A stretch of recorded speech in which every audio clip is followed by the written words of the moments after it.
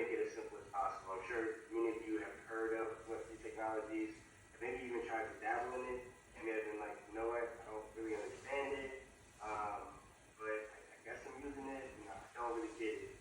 And so what we've made it our mission to do is to really make it as simple as possible for artists, collectors, gallery owners alike, any user, right, to easily use the platform.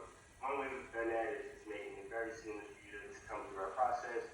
As you can see here, really simple upload, how you would upload any other products, right? You're just entering information, what's happening on.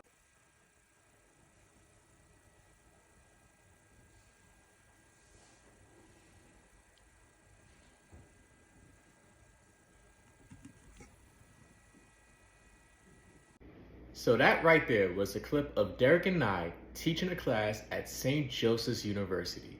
So if you're interested in learning more about this story, tune in to the rest of this video. But first, make sure you like, comment, subscribe, and share out with your loved ones.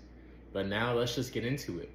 So on Valentine's Day this past couple of weeks, myself and my co-partner Derek was able to really instruct a blockchain class at St. Joseph's University here in Philadelphia, and we was able to present to them our company Timbucktoo and really do this really dope interactive session in which we not only told the students the use case of how we're using blockchain technology to combat fraud and counterfeits within the art world, but we was also able to give an interactive demo as well of our technology in use.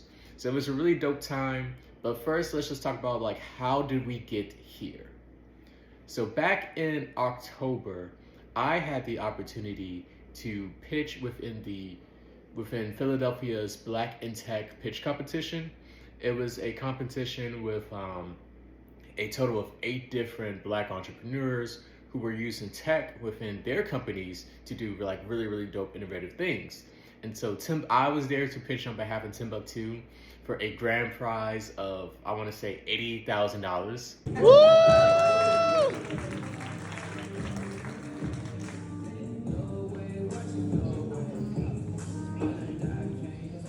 Testing. Can you hear me? Yeah. All right, great.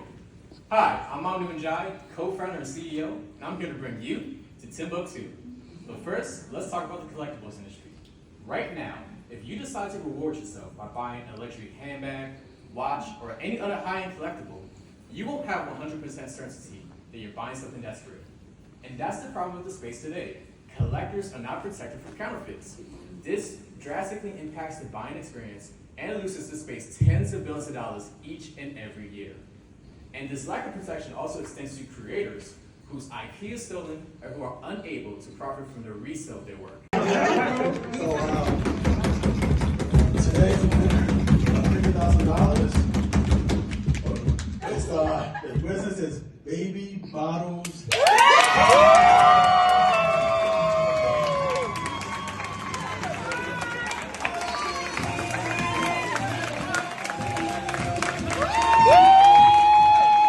Now, we didn't win even though we was in the semifinals. However, more importantly, we was able to get out the story of Timbucktoo. And throughout that experience, I had the opportunity to really meet with Dr. Nefertiti Strickland, who is one of the co-organizers of the event. So first of all, shout out to all the individuals who was involved with the pitch competition, that being Tanya from Mom Your Business and Gary Johnson from First Founders.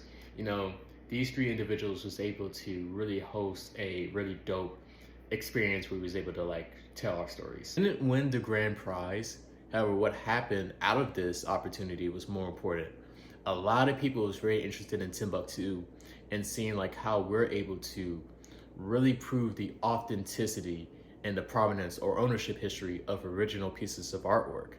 And so at the end of this experience, Dr. Strickland came up to me and said, hey, I'm a professor at St. Joseph's University, and I actually teach a course on blockchain technology.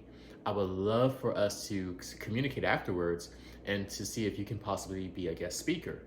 And so I was like, okay, shoot, let's make this happen, right? And I got her information and then we just had a follow-up conversation. And from there, I had about 4 conversations with Dr. Strickland in which we was just explaining Timbucktoo, demoing our technology, and just really what's our overall business model and our plans for our own growth as we're really tackling this art world. And through that experience, Dr. Strickland was like, hey, let's set something up. Let's create an experience that's like really immersive and interactive for my students, because she had like a class of like, undergraduate students from like all different disciplines, such as like business or a lot of more quantitative left brain type more fields. And our use case was interesting because it was a combination of both like the technology and the arts. So like a combination of like left brain and right brain, right? And in doing so, on Valentine's Day, we had the opportunity to come out and be one of 4 different guest presentations to the class. We came in to St. Joseph's University and specifically went to the Francis M. McGuire Art Museum, right? And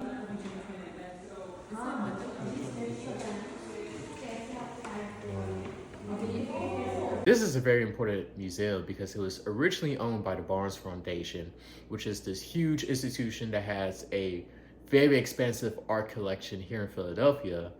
However, the new owners of this museum is St. Joseph's University, and they named it after Francis M. McGuire, who was like a huge philanthropist and like a lover and advocate for the arts, right? And so we're in this really, really dope museum with like this great curation of artwork.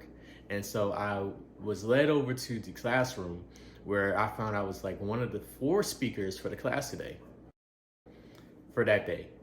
And of those speakers, I definitely want to shout out first Dr. Deborah Roebuck, who is the founder of the organization Going Through Change, where she's focused on providing a tech solution that's AI powered for helping women who are going through like menopause within their life to, really receive more support and data-driven insights to allow them to really flourish during this new time of their livelihood, right? And then we also had Dr. Colston Skark, who is a researcher at Penn University, or Penn Medicine, I should say. And his whole project was around how a lot of these wearable technologies, like your Fitbit, your Apple Watches, or what have you, are collecting a lot of this insightful data around, our biometrics, like our health and well-being, and how this industry is really siloed. So how does he really create a solution that could possibly utilize blockchain technology to address these silos and make sure that we have more exposure towards this data? And finally, we had Yusuf Hendricks. So Yusuf is the founder of Indigenous, and his project was more so on collecting genome data or like DNA type data for like people within the African diaspora and like other indigenous communities, if you will, because there's a huge disparity of the lack of genome data of like African populations. And this is very important because when we talk about like precision medicine or like making medicine or pharmaceutical drugs that are like specific to individuals, you need this data insight in order to really formulate the proper procedures, right? And so those were like the really, really dope innovations, like 3 health tech companies, right?